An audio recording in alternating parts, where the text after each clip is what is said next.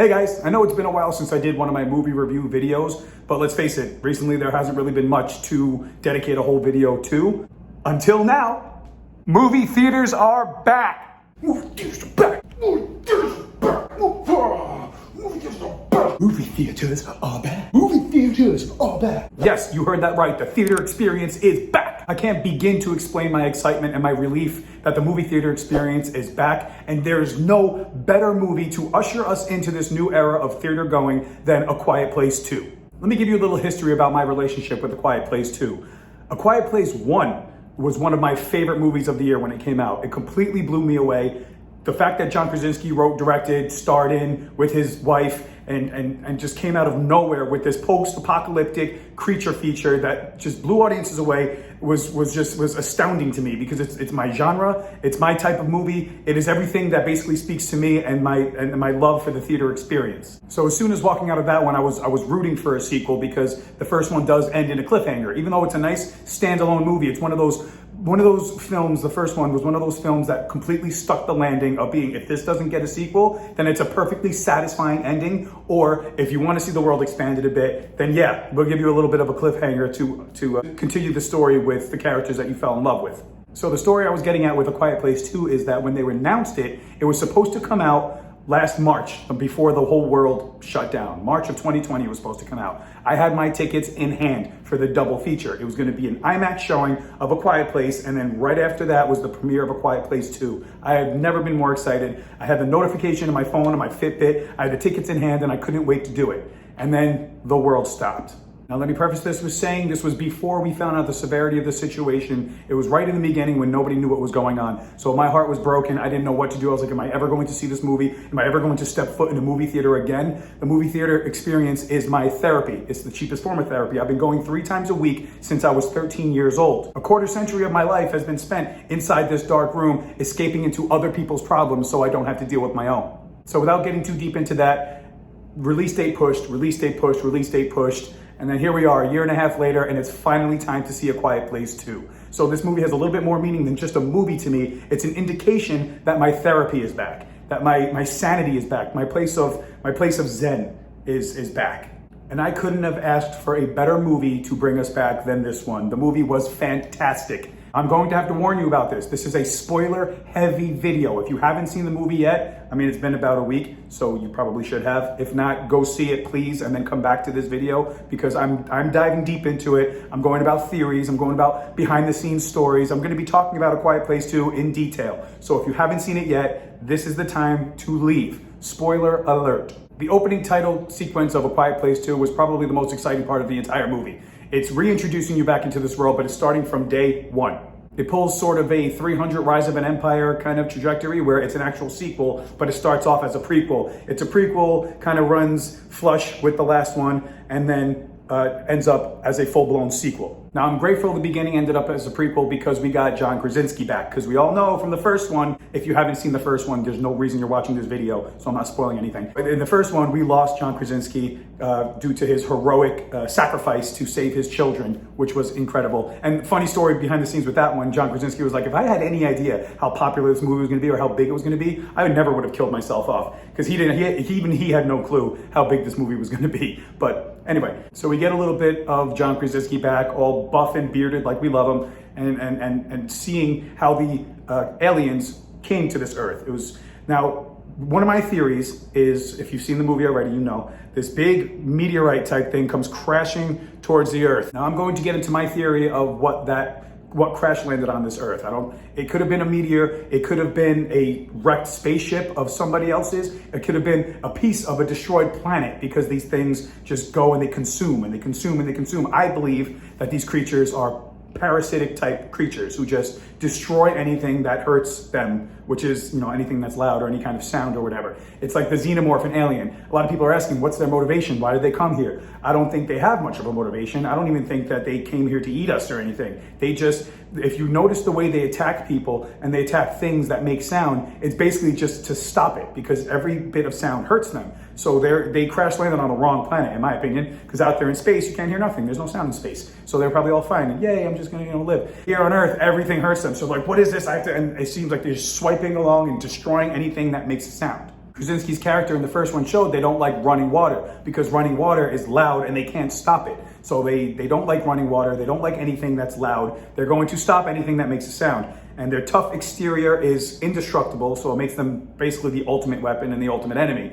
Obviously, until Krasinski's daughter, played by Millicent Simmons, realizes that the earpiece that her father was working on to make her hearing better it turns out to be the ultimate weapon against these things because it's their weakness. It opens up their outer shell of a Stranger Things flaps, and they could kill it, as we saw as the ending of the first one, which was freaking awesome. So coming straight off of the ending of the last one, they need supplies. They need things. They need they go off on a quest to find out what's out there, who's lighting those fires, look for help basically, because Emily Blunt literally just gave birth. She's not strong enough to do, to take care of everything that both her and her husband were taking care of in the beginning. So they need to look for something, for salvation, for safety, or for an absolution. Who really knows? But they're going on this quest. They run into Cillian Murphy. Now, Cillian Murphy is no stranger to these post-apocalyptic world-type movies because he was introduced to me in 28 Days Later, the Danny Boyle film, the whole,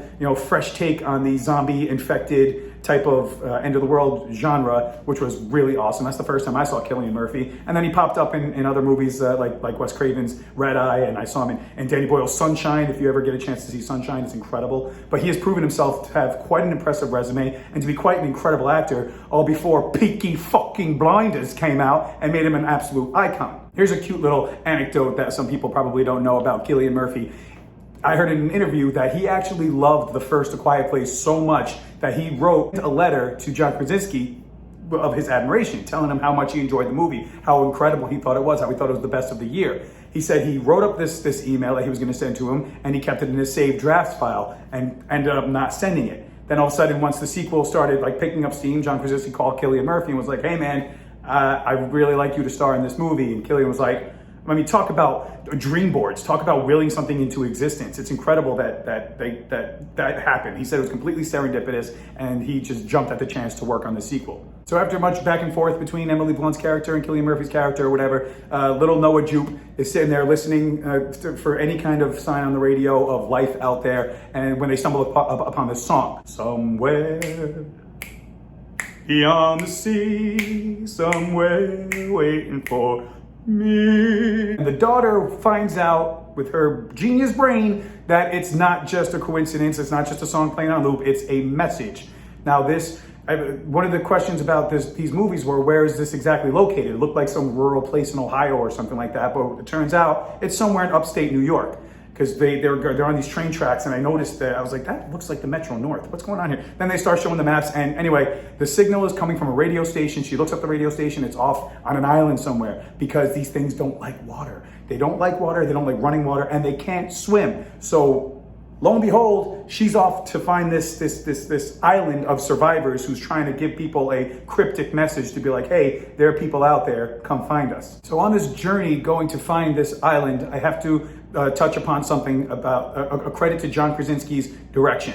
I'm sure he'll never watch this video. It'll never enter his world of acknowledgement. But I have to say, just in case he ever stumbles upon this, or someone who knows him stumbles upon this, is that his direction is one of the main stars of this movie. It's very Spielbergian.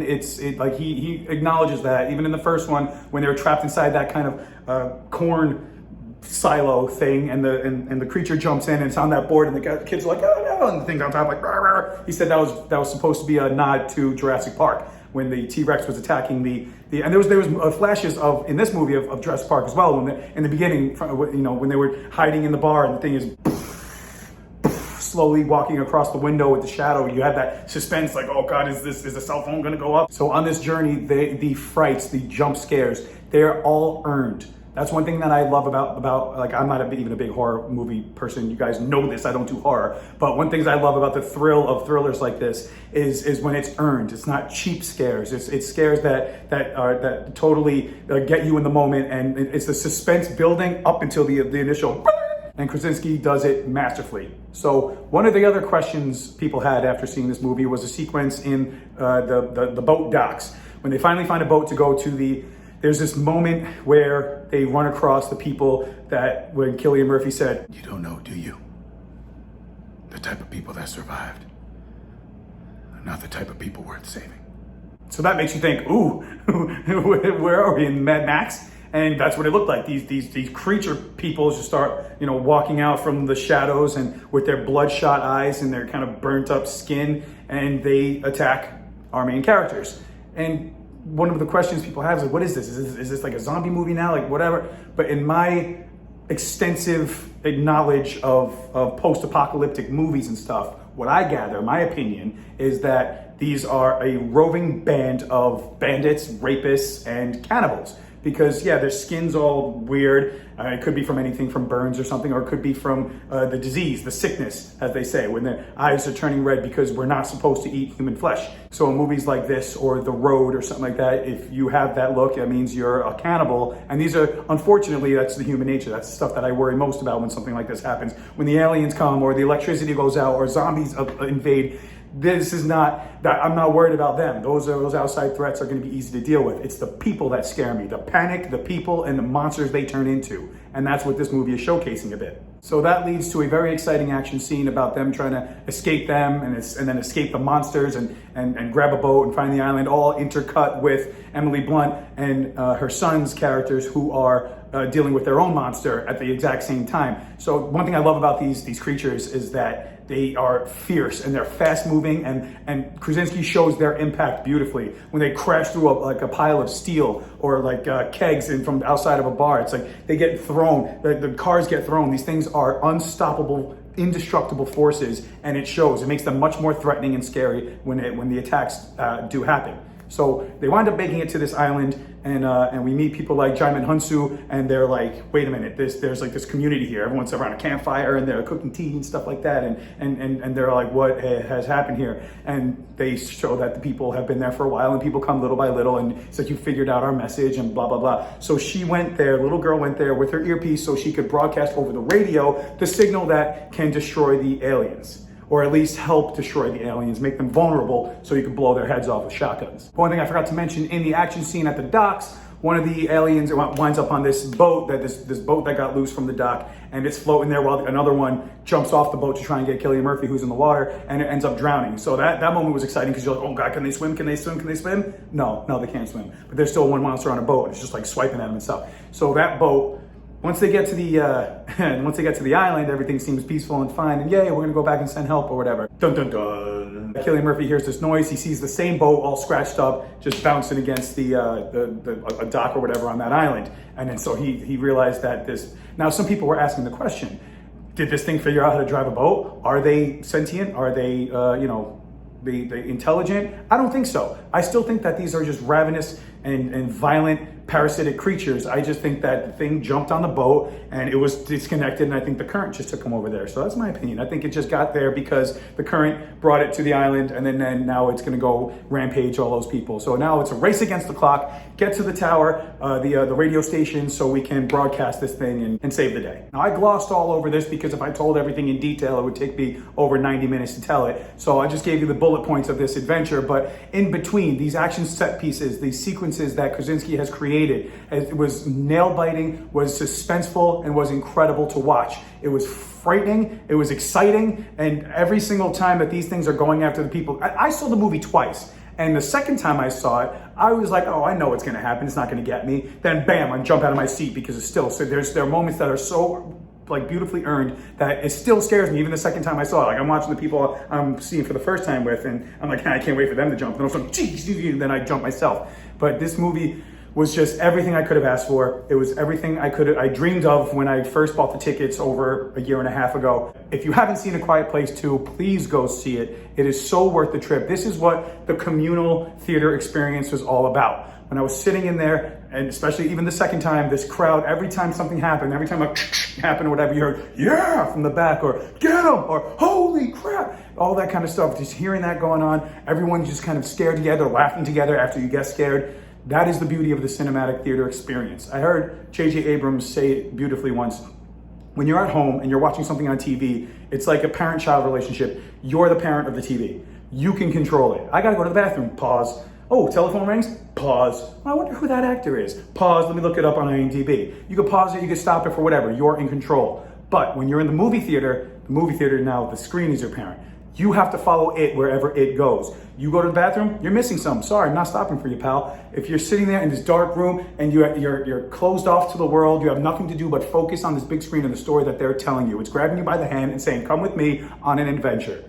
And that's why I love the theater experience opposed to the home viewing experience. And that's why the theater experience will never die. I will never let it die. I will fight to my last breath. Viva la theater! They will never die. Go see A Quiet Place 2 in the theater. It is so worth it. I guess if I haven't mentioned it yet, yeah, it gets a go. Welcome back, movies. It's been too long.